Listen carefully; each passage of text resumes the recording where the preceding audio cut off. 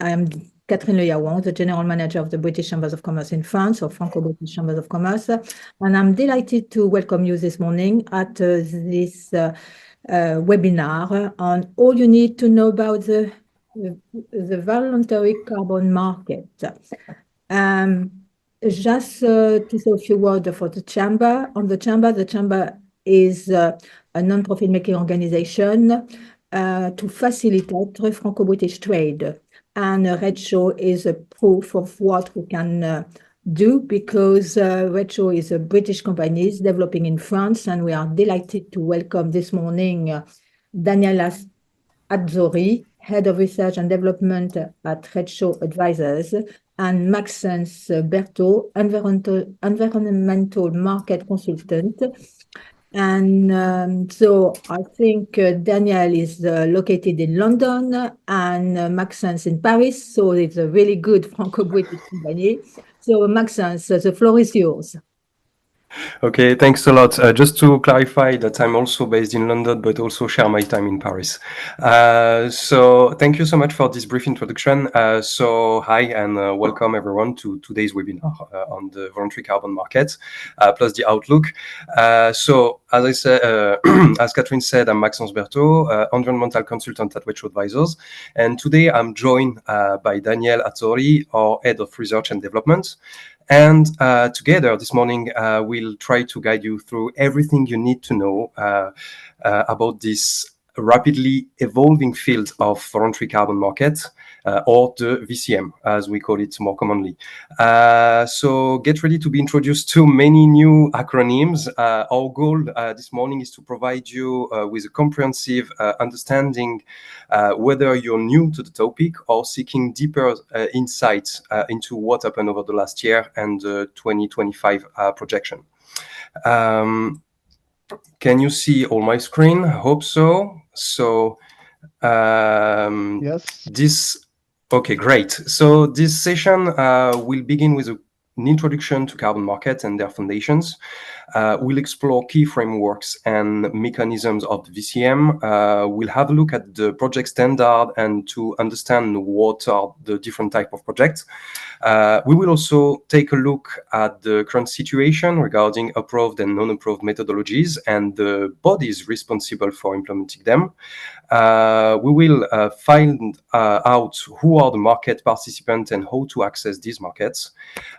We will also talk about the rules to address greenwashing, and finally we'll conclude with a 2025 outlook and open the floor for your questions. As this session will be quite dense, I suggest the audience to type their question in the webinar chat as we speak, and we'll answer them in the end. But first of all, better quickly introduce ourselves. So some of them might have met me during the last new member cocktail event. For the others, Redshaw Advisors is a risk management specialist in the carbon market and the renewable energy sector. We are based in London and we help more than 500 corporate clients across Europe and worldwide. So we strongly believe in the power of markets to advance climate goals. By leveraging this belief coupled with our deep understanding of environmental markets, we can help organizations meet their climate goal with integrity. We empower them to use this market to comply with regulation and achieve voluntary targets, driving an effective climate action. And we tailored support from assessing your carbon exposure to training and consultancy. Our team translates global regulatory frameworks into actionable strategies, help clients procure and manage carbon credits, and design solutions to mitigate financial and reputational risks. So in other words, we help you to navigate carbon market through assessments, reporting, and regulatory translations. So whether it's helping you to mitigate your risk, procuring credits, or simply understanding the current regulatory frameworks, we offer tailored solutions for diverse needs in the compliant voluntary carbon market and the renewable energy sector. So I will give the floor to Daniel, who will talk about the foundation of carbon markets then. Daniel, you okay? Yeah, thank you very much. Merci beaucoup, Maxence, and My pleasure. bonjour, good morning all. So I'm Daniel Azzori, Head of Research and Development at Redshaw Advisors, and thank you very much to the Franco-British Chamber for this invite and opportunity.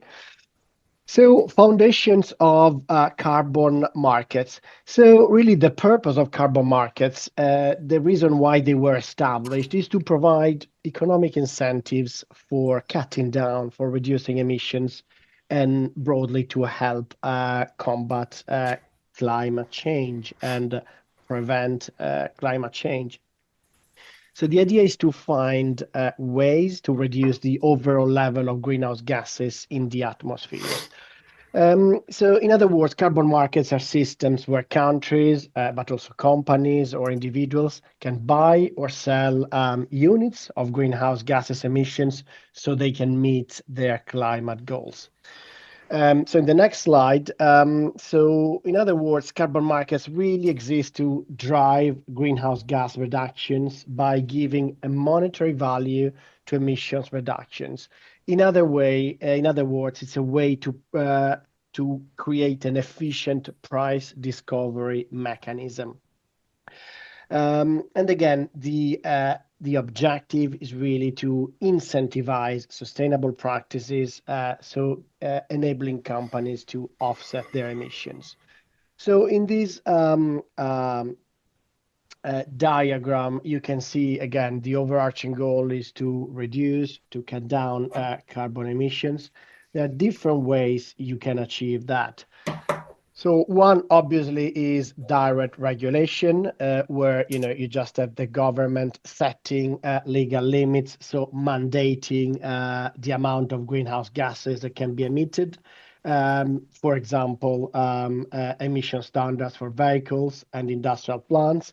So that's one potential way, but of course is not very efficient. Just to have these sort of mandates. So there are other ways that could be developed. One is carbon taxes, where you could simply impose a tax on the carbon content of fossil fuels. Of course, on the one hand, the tax can provide a clear economic signal to reduce emissions and invest in cleaner alternatives, but it's also not very flexible and not very popular either. Obviously. So cap and trade, which is what the ETS, the emissions trading scheme is about, is a market-based approach where a cap is set on emissions and entities can trade allowances. So this is seen, it has been seen by the European Union and by other systems, other countries, as an effective way to encourage innovation and cost-effective emissions reductions. Cap and trade and carbon taxes are part of what we call compliance carbon pricing regimes. Today, although, so it's good to give you this background into compliance, but we will be focusing on something slightly different, which is the voluntary carbon markets. So the voluntary carbon markets is something different, which exists outside of these mechanisms, although it can have relationships with compliance markets. So of course, they don't have the compliance, the mandating element, this obligation. It's all based on kind of voluntary actions by market participants. So that's the first difference. The second difference is that while compliance, they work within specific jurisdictions. So for example, the EU ETS, the EU emissions trading scheme works within the European Union, and we have similarly the UK ETS after Brexit in the UK. Voluntary are global, so they are encompassing projects across the globe, and the objective is still the same. It's about reducing, avoiding, or removing atmospheric carbon. And they are issued with carbon credits, but we will see in detail how it actually works in practice by independent voluntary standards. So it is not centralized, it's not the European Commission per se, but it's voluntary standards. And projects are then issued carbon credits by those independent voluntary standards. And each carbon credit, which is really the currency of this system, represents 1 ton of CO2 equivalent, which is reduced, avoided, or removed from the atmosphere. And again, we will have a look in detail about how this works. So in the next slide, we can see a bit of key milestones in terms of the historical development of the VCM. So it started, I mean, the conversation has been ongoing for decades, mainly by economists and looking for the best ways to achieve those reductions in CO2. But really, the key milestone is represented by the adoption of the Kyoto Protocol in 1997, which really laid the groundwork for carbon markets. This was followed in the 2000s, early 2000s, by the development of the Clean Development Mechanism, which was developed as part of the Kyoto Protocol. As part of this initiative, certified emissions reductions, this key concept of CERs, were developed, or better, these allowed projects in developing countries to generate certified emissions reductions for each ton of CO2 that was prevented or removed. And the idea behind this system, this clean development mechanism, was about enabling developed countries to meet their emissions reductions target by investing in sustainable projects in developing countries in the global south. So it's really this international global element which has been very important in the development of the VCM. So in the early 2000s, again, there was a bit of a crossover between mandatory schemes like the compliance market and voluntary markets. So we saw companies in developed countries, particularly under the EU ETS, which was in its early days, they started purchasing these certified emission reductions. And this created a demand for these reductions, so incentivizing emission reduction projects in developing countries. The other key milestone in this history was the Paris Agreement adoption in 2015. The Paris Agreement, of course, marked a very significant shift in global climate policy, with a very strong focus on carbon markets. So what it did was to emphasize the role of carbon markets and also voluntary climate actions in achieving global emission reduction goals. So voluntary climate actions means that the Paris Agreement encouraged countries and companies to take additional voluntary actions to reduce their emissions. The other key step was in 2021, the introduction of the Article 6.4 mechanism at COP26 in Glasgow. So under the Paris Agreement, we saw basically an enhanced framework which was aimed at improving the integrity and the effectiveness of carbon markets.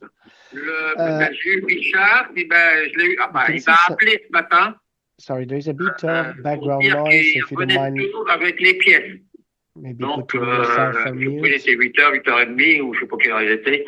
Et donc, j'ai pu comprendre qu'il passait après chez vous, là. Sorry, there seems to be some... Donc, voilà. Il a les pièces, il m'a dit. Voilà, salut, Shannon. So, yeah, okay. Thank you. So we were at Glasgow. After that, we saw a continued growth and evolution of the voluntary carbon market, and we will see why, in particular, the very latest COP, which took place last month, was an important a very important step, the COP29, which took place in Baku, because it provided much more substance. We finally found some agreements around 6.2 and 6.4, but again, we will see in detail what they exactly mean. In the next slide, key frameworks and mechanisms. Go to slide 9. We can see some key concepts.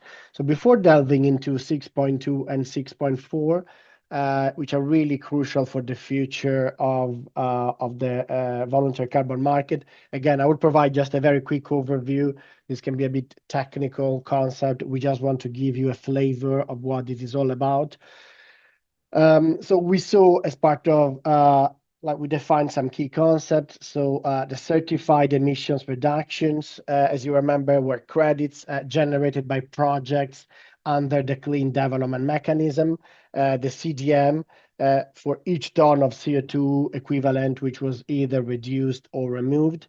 Another key concept that we will see here is corresponding adjustments. These are adjustments made to ensure that emission reductions are not counted by more than one country. And this is quite an important concept because given the international or global nature of many VCM projects, something that is important to avoid is that two countries claim the same reductions, the same credits. So the preventing double counting is a key issue in the conversation. And another important concept that needs to be defined is NDCs, or nationally determined contributions. These are commitments made by each country under the Paris Agreement to reduce their natural emissions and adapt to the impact of climate change. And these NDCs, the nationally determined contributions, are typically set for a period of 5 to 10 years, with the first period ending in 2030. So this gives you hopefully a bit of a background to understand Article 6.2 and 6.4.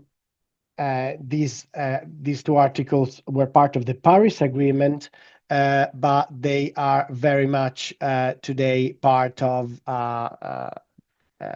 so they were also discussed at COP26 and at COP29 in Baku. They actually got a lot of traction. So Article 6.2 governs the trading of emission reductions between countries through internationally transferred mitigation outcomes. So as you can see, you have the concept of host country authorization. That simply means that you need permission from the country where the carbon credits are generated if you want to use those credits in another country's climate goals, NDCs. So if you want to use a credit as part of another country's nationally determined contributions, you basically need to be authorized by the host country. And then again, is to prevent double counting and also to ensure fairness. And this has been further regulated and implemented at COP29. In terms of corresponding adjustments, when countries trade carbon credits, so these ITMOs, they of course must adjust their records again to ensure that the same reduction is not counted twice. So in other words, the Article 6 is really about allowing countries to trade emission reductions through agreements with each other. And these credits are called exactly internationally transferred mitigation outcomes. So again, there is a lot of jargon, a lot of acronyms, but hopefully we can help you to demystify and understand a bit better what they mean. Article 6.4 is slightly different in the sense that it establishes a global carbon market for high quality credits, and it is overseen by the United Nations. So projects need approval under Article 6.4 from both the country where they are located and the supervisory board before they can issue UN recognized credits. These credits are known as Article 6.4 emission reductions, and they can be purchased by countries, companies, or even individuals. The idea is to transition CDM projects, so projects registered under the Clean Development Mechanism between 2013 and 2020 can then convert their credits to qualify under Article 6.4.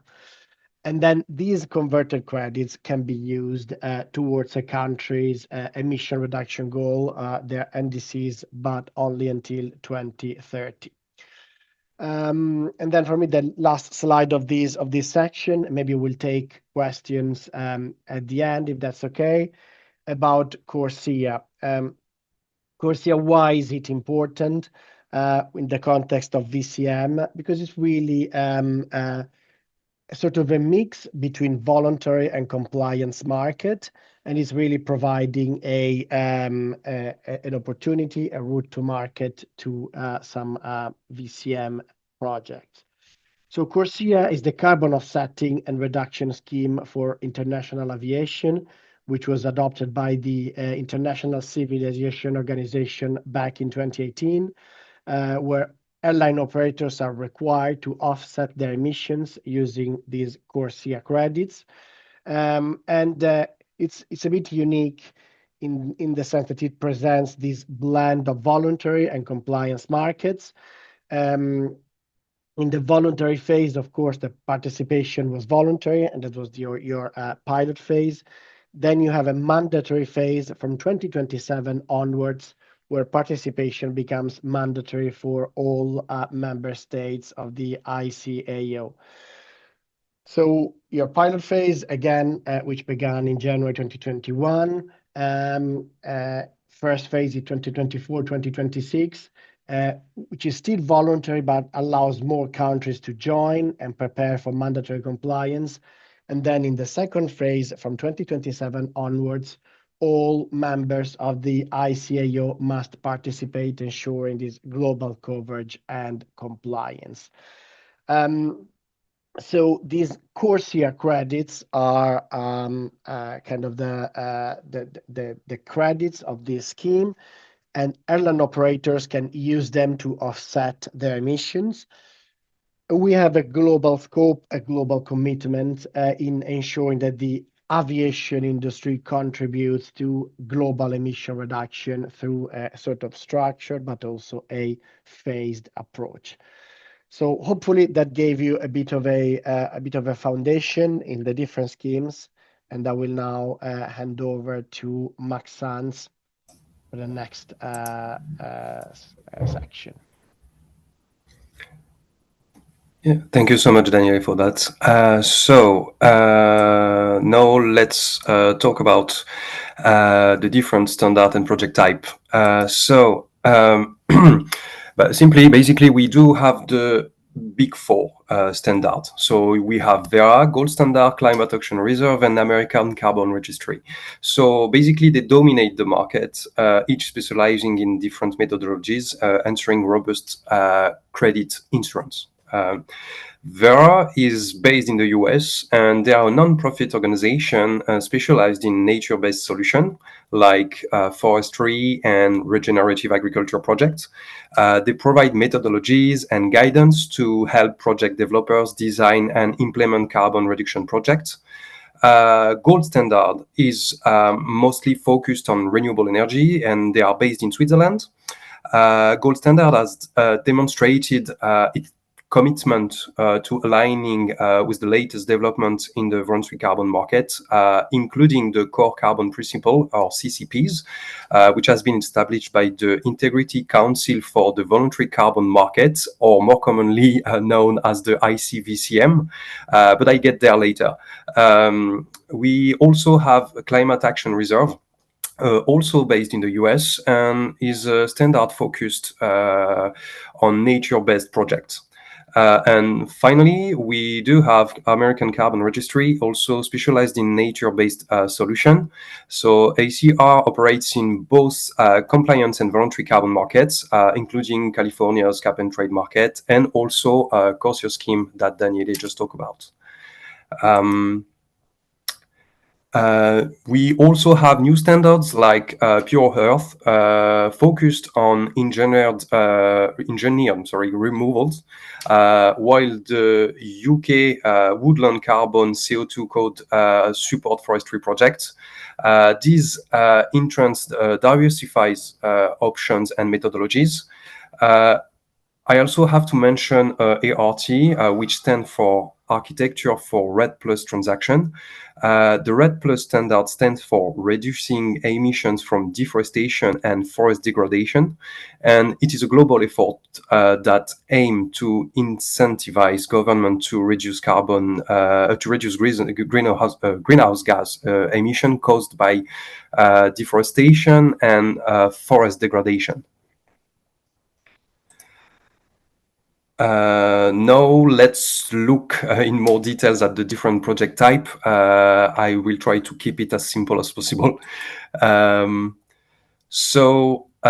First of all, I need to explain that we can split carbon projects in two main categories. We have first carbon reduction or avoidance projects.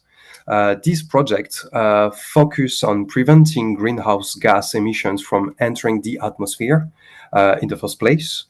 Then we have carbon removal projects.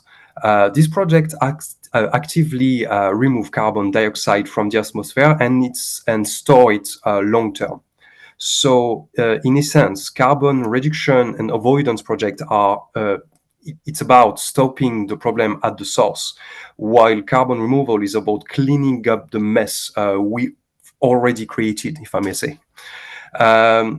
All these projects can be nature-based, like avoided deforestation, which is a good example of reduction or avoidance of emissions by avoiding cutting trees simply, while reforestation on its end will be a good example of removal projects, as trees absorb CO2 from the atmosphere for their growth.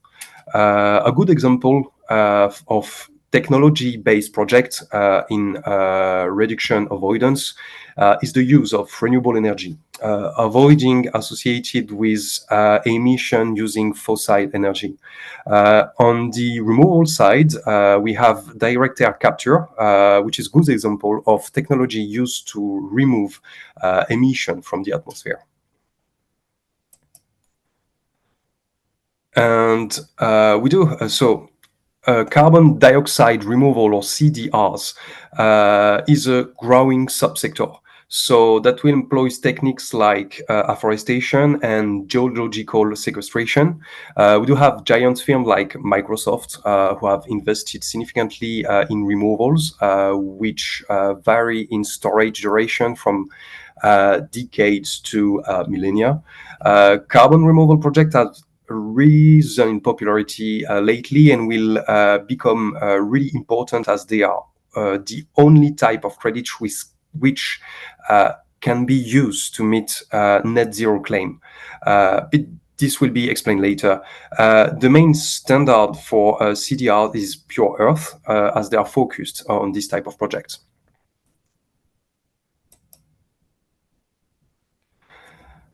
So by embracing, a nature-based solution, we can harness the power of ecosystems to combat climate change.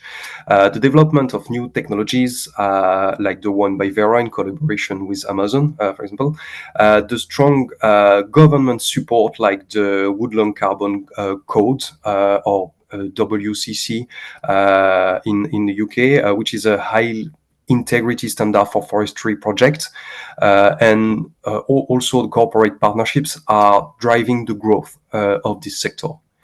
And as we move forward, it's imperative to prioritize projects that deliver both environmental and social benefits, ensuring a sustainable and equitable future for all. Also, the ambitious coalition formed by tech giants to purchase 20 million tons of nature-based carbon credit demonstrates the growing corporate interest in supporting nature-based solution and investing in a sustainable future.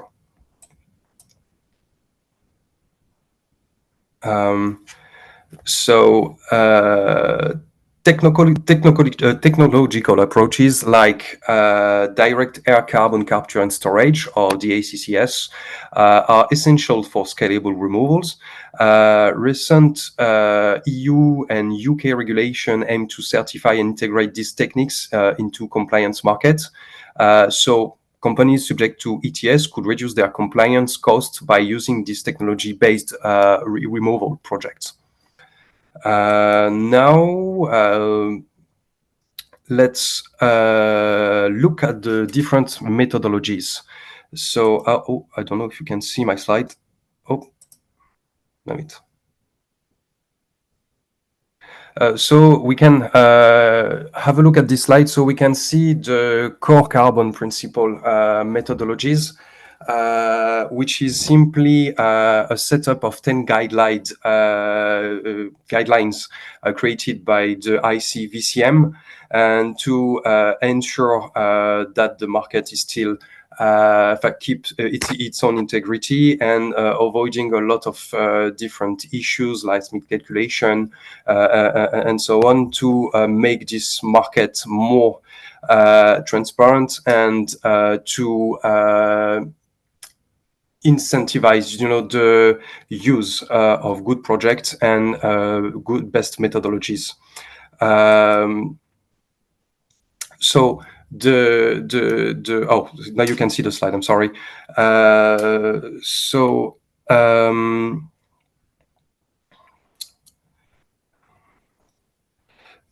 So you can see on that slide, a current state of the methodology approved, rejected, or under review.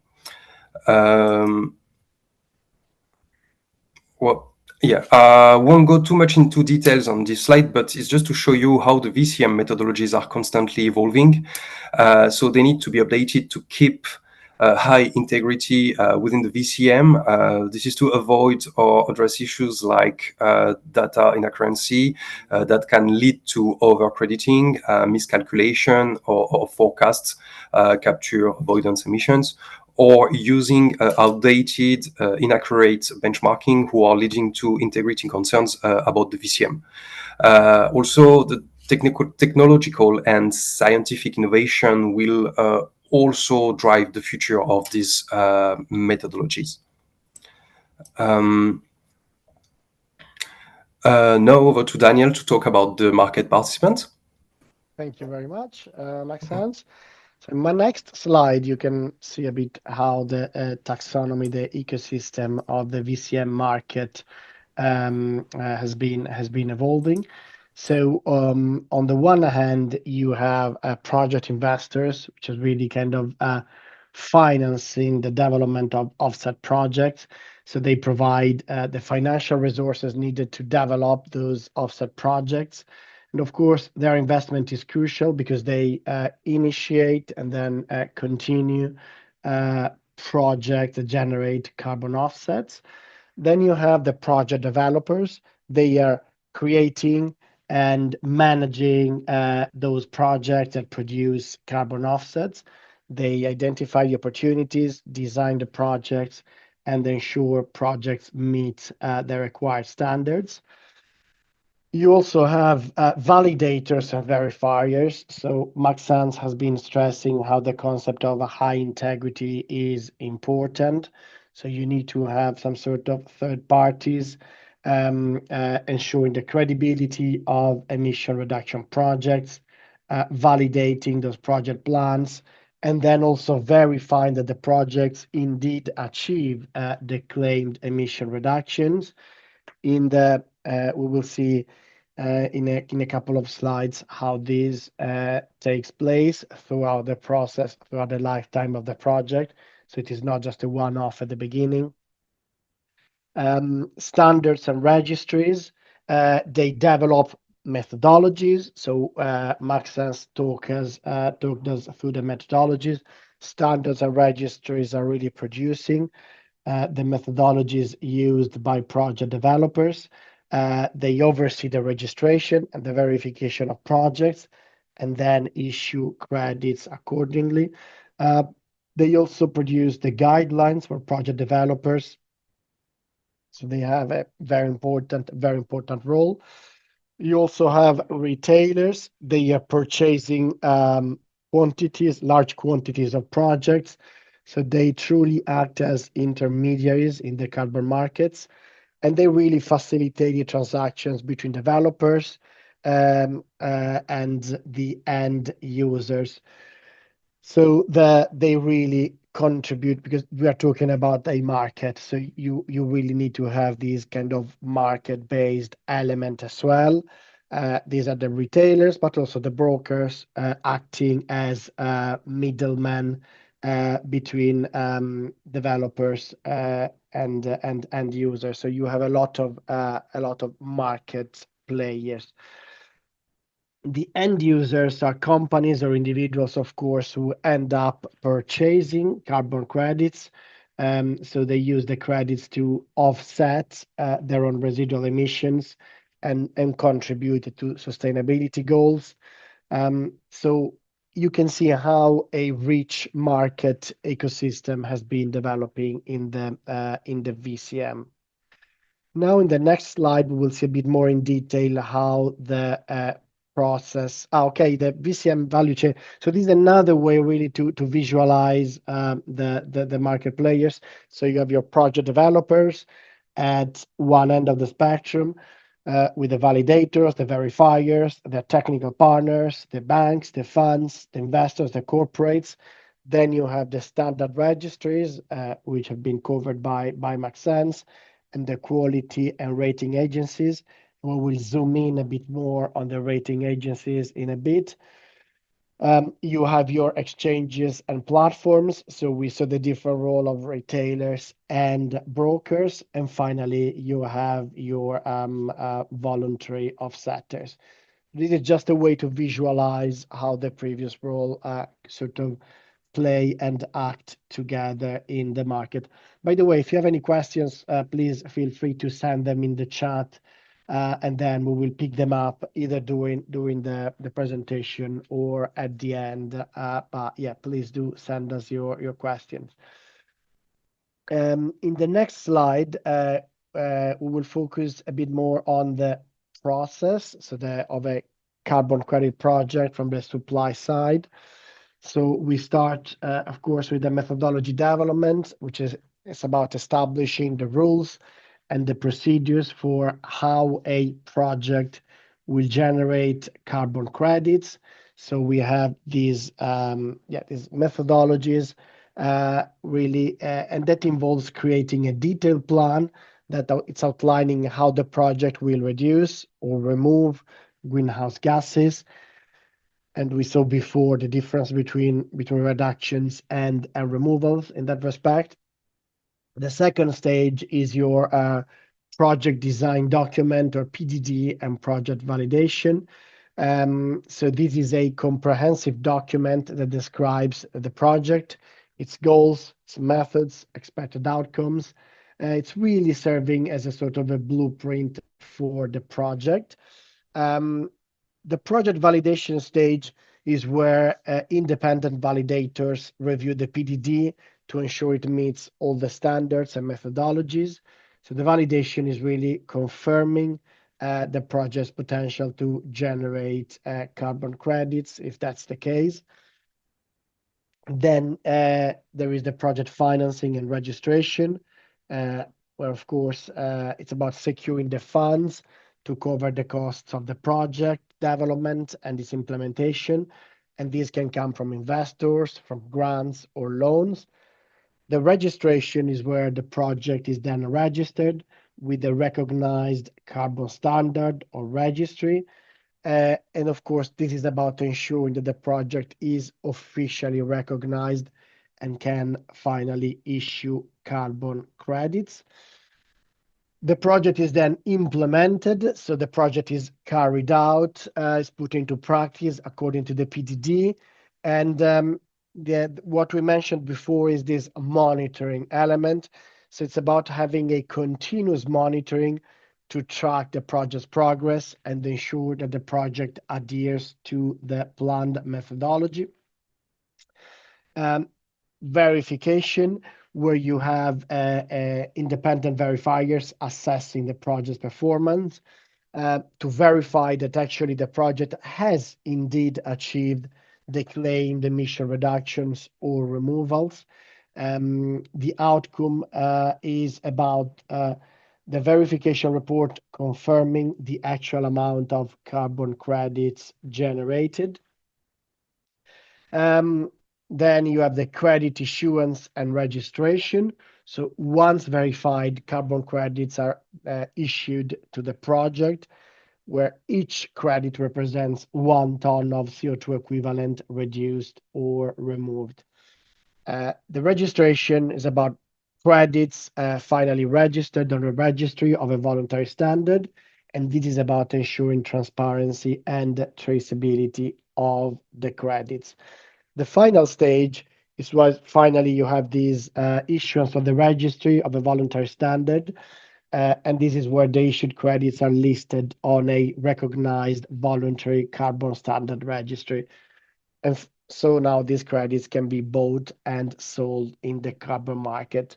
So hopefully this allows you to appreciate the sort of lifetime of a project and the different stages involved. We would like to zoom in on the rating agencies in the next slide.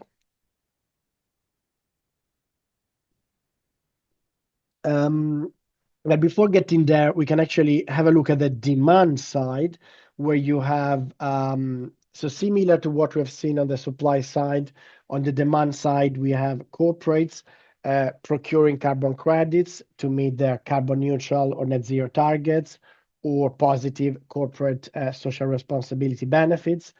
You can even have individuals on the demand side where they procure carbon credits to reduce their carbon footprint, for example, offsetting emissions from a flight. You have resellers, again, that market element, and they can buy up credits that they expect to be able to sell on at a profit at a later date. You can also have investors where they purchase carbon credits, and that can be as a hedge or really as part of how they allocate their assets. And then speculators that they're just buying and selling credits to make profit. All those elements are very important to ensure the liquidity of the market, because without having all of those players, it will not be a market as such, while having liquidity coming from different parties with different motivations really helps this develop into a fully fledged market. My next slide. Rating agencies. So you may be familiar, of course, with what rating agencies do in kind of broader markets. When we talk about VCM in particular, they are assessing not so much the likelihood of kind of the financial performance of a company as in broader market, but it's really about assessing the likelihood that a carbon credit does indeed represent a ton of CO2 reduced or removed. So they are called the rating agencies, but what they do is a bit different. Their considerations come down to additionality, and this is a concept that you will hear over and over again in the VCM. It's about ensuring emission reduction, that emission reductions or removals are additional to what would have occurred without the project. Because what's important for a VCM project is that those benefits are achieved because of the project itself. If those benefits would have occurred anyways, so if there is no additionality, then the case is pretty weak. So it's about really double checking and ensuring these considerations are quite paramount. So again, ensuring that those emissions reductions are additional to what would have occurred without the project. The non-permanence risks, it's about addressing the possibility that the carbon sequestered might be released back into the atmosphere. So of course, if a forest then burns, then this is not permanent in the sense that this carbon has not been permanently sequestered. The leakage risks, so it's about preventing emission reductions in one area from causing increases elsewhere. And also co-benefits are important, so ensuring that there are also benefits for local communities and indigenous people. So there are different methodologies. As we said, different frameworks could lead to contrasting ratings for the same project. So that's why the role of rating agencies is important in providing kind of an added layer of scrutiny. The rules of rating agencies is about countering the lack of regulation. It's about identifying methodological or governance weaknesses, and also they have at their disposal wider and more precise range of technologies than project developers often, so they can really provide, again, an added layer of scrutiny. And yeah, we're gonna go to the next slide. So yeah, I'm going to speak again. So let's talk about the routes to market now. These slides outlined three primary routes to market. We have spot transactions, forward transaction, and direct investment. Each of these approach has its own characteristic, and it's suited to different needs within the market. So spot transactions are the most prevalent format in the VCM. Here, carbon credits, they are bought and sold for immediate delivery and settlement. These transactions usually occur between project developers, intermediaries like brokers or retailers, who will later sell the credits to end users, such as companies looking to offset their emissions. Then we have forward transactions, which involve agreements where the buyers commit to purchasing credits that will be delivered in the future. These are particularly attractive to project developers as they provide financial certainty. They enable them to plan and fund their project effectively. So historically, demand for forward credits was low because spot credits were easily available. However, there's been a shift in recent years, increasing demand for long-term climate action commitments. So that has made forward transaction more popular, particularly among corporations seeking to secure credits from future projects. And then we have direct investment, which involves investing capital directly into a carbon reduction or a removal project. In exchange, the investor gain right to credits generated by the project in the future. So it's appealing to investor who wants exclusive access to credits, especially from innovative or less common methodologies. Direct investment typically requires a higher level of engagement and expertise, but can yield significant benefits, including long-term partnerships or potentially lower cost per credit. Now let's talk a little bit about a hot topic as the greenwashing. Over the last decade, you might have encountered many terms or come across various climate action claims for various organizations.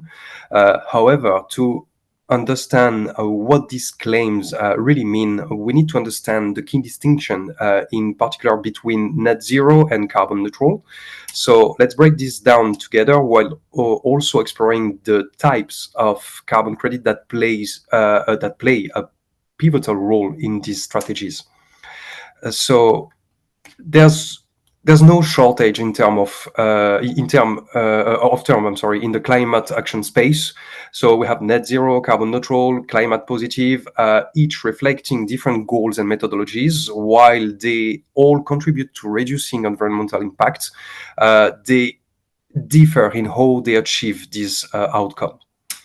Let's differentiate, between net zero and carbon neutral. So net zero is about offsetting all emission by using removal credits, which physically take carbon dioxide out of the atmosphere, as I said before. This aligns with long-term climate goals and global targets to limit warming to 1.5 degrees. Removal credits are rarer and more expensive because they involve higher cost for projects like direct air capture or reforestation. Historically, only 7% of carbon credits issued are removal credits, reflecting their premium status. Carbon neutral, on the other hand, often relies on avoidance credits, which prevent emission but don't remove the existing one. We need to think about avoiding deforestation or using renewable energy instead of fossil fuel. And those type of credits are far more common credits you can find in the market.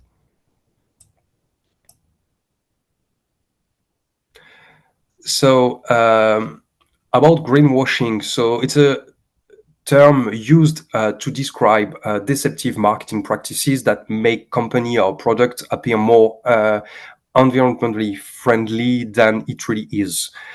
It can mislead consumer, and companies must be careful when communicating about environmental claims. Let's dive now into the Green Claim Directive and the Empowering Consumer Directive set up by the European Union Commission to shape the future of sustainable business practices. These regulations demonstrate the EU's commitment to promoting transparency and responsibility when it comes to the environmental claims and consumer protection. They are critical tools in combating the persistent issue of greenwashing. So the Green Claims Directive is all about improving the accuracy and transparency of environmental claims. This means that by late 2026, when this become law, companies will need to back their sustainability claims with verifiable documentation. So that means vague, baseless labels like climate neutral or eco claim like this will be prohibited unless they are properly proven and demonstrated. Complementing this, we have the Empowering Consumer Directive, which aim to put consumer in the driver's seat, literally by ensuring they can make informed, meaningful choice about the products they buy. So ultimately, this directive reflects a shift towards more sustainable business practices that benefits for both consumer and the environment, and they signal the EU's leadership in this space. On that one, I also like to underline the French law, which called in French Loi de Climat et Résilience, which exactly aim to the same goal as the EU's directives and exists since the 1st of January 2023.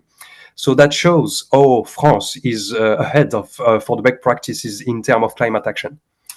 Now over to Daniel to finish with the 2025 outlook. Thank you very much, Maxence. Yeah, so my next slide. So it's basically a very quick recap just to wrap up the session about key things that happened in 2024. So here in the UK, the UK Emission Trading Scheme, the UK ETS, has proposed integrating greenhouse gas removal, so GGRs, into the UK ETS. And we saw before what removals are about. So the integration is anticipated to be fully implemented by 2028. Of course, we're still at the stage of a proposal consultation, but that's kind of the idea. The proposal includes both engineered GGRs, so greenhouse gas removals, such as direct carbon capture, but also high quality nature-based solutions. In the EU, the EU has advanced its carbon removals and carbon farming regulation, which aim to establish kind of the first EU-wide voluntary framework for certifying carbon removals, carbon farming, and carbon storage in products. So this regulation is about facilitating investment in innovative carbon renewable technologies and also sustainable carbon farming solutions. So there are criteria for certification, monitoring, and reporting, again, with the idea as described by Maxence to ensure environmental integrity and prevent greenwashing. We also saw some very important developments at COP29 in Baku last month, where negotiators approved standards under Article 6 of the Paris Agreement, 6.2, again, allowing countries to trade emission reductions bilaterally, and 6.4, establishing a global framework for trading certified carbon credits. So we are seeing really the emergence of a UN-backed global carbon market. In terms of ICVCM and cookstove methodologies, so the Integrity Council for the Voluntary Carbon Market is set to approve cookstove methodology in early 2025, which is particularly important in the developing countries and the global south. So we are seeing a lot of progress at the moment, and looking forward, the demand for CORSIA eligible credits. So that's our outlook for 2025. We expect these to rise significantly because airlines and other sectors are kind of seeking to meet their carbon offsetting requirements under CORSIA. So these increased demand that could really lead to a supply-demand imbalance, potentially driving up prices for these credits. Another important development is that we are seeing the core carbon principles by the Integrity Council for the Voluntary Carbon Market. So these label, the CCP label, is expected to become a benchmark for high integrity carbon credits. So this is expected to enhance market confidence. We expect to see more and more corporate participation in international carbon markets, thanks to the establishment of these robust frameworks under Article 6 of the Paris Agreement following COP29. So again, more corporations are expected to engage in international carbon markets, seeking those high integrity removal credits to achieve net zero targets. And last but not least, we expect to see more inclusion of carbon removal credits. And this is a process. It will not happen overnight, but so maybe this is not 2025. It's a little bit further ahead. But when it happens, it is anticipated to boost corporate participation. So I think this brings us to the end of the session.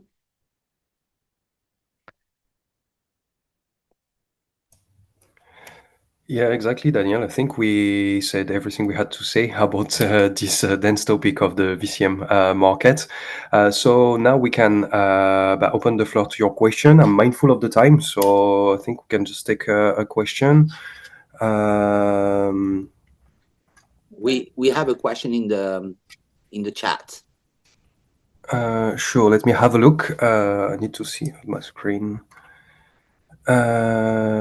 So can a government country generate ITMOs using a project developed by a company operating in the country, even if the avoidance is already accounted for in the company footprint? Daniele, I'm gonna leave you answer that one, or maybe bring some clarification about this question.